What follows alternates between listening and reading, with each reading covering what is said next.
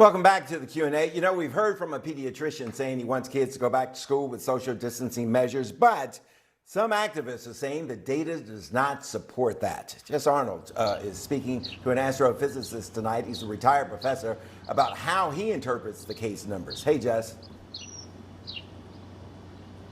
Hey, Bruce. Yeah, he says that the data says to stay home and do 100% virtual learning. Now, I asked him to walk me through how he got to that conclusion and any advice he has for schools when they devise those reopening plans. And we used Virginia as an example. COVID is making the only rules that matter in any of this. And what rules is COVID making? Astrophysicist and retired professor Dr. Jeff Hester says to answer that, he analyzes past cases to predict future peaks. One of the most important things that you have to realize about COVID is that the case that you see today is not telling you about what's happening today. It's telling you about what was happening about 2.5 weeks ago. He says that's the time from when a person gets infected to when they get a positive result. So what does Dr. Hester predict in Virginia? 1st of July, you said things are going so great here, we're going to do our phase 3 reopening. In reality, your phase 3 reopening happened at a time when your numbers were already going up.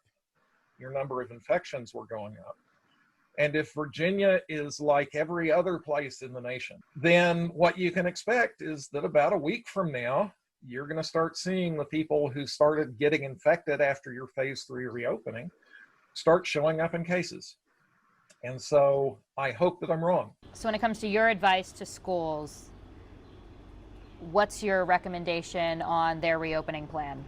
My advice to schools is that if you try to do anything other than remote learning, it's going to blow up in your face because COVID makes the rules. Have them instead put effort into figuring out how to make remote learning as good as it can be. Dr. Hester says, prepare for a long haul. We are only at the beginning, bottom of the first in a game that could easily go extra innings. And the only thing that's on the line are the lives of everyone in the nation, including our children. Now, a reminder for parents in Loudoun and Fairfax County Public Schools, that deadline to decide whether you want your student to do in-person or virtual learning is this Wednesday. Now, the default for both, if you do not submit a response, is in person. Now, according to some FCPS data that was shared today, of the parents who have submitted a response there, 59% chose in person for their student, and teachers are split 50-50. Bruce? Jess, you've been speaking with a lot of teachers the past few weeks. How will that discrepancy in the numbers affect them?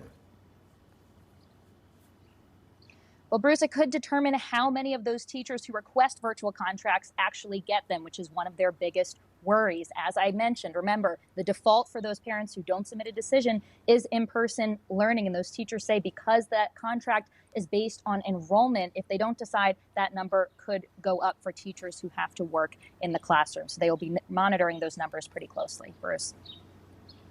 Okay, Jess Arnold, thanks a lot. I heard him say we're at the beginning of this thing. That's what people don't want to hear. We need to be toward the end of this. Verified team working to separate fact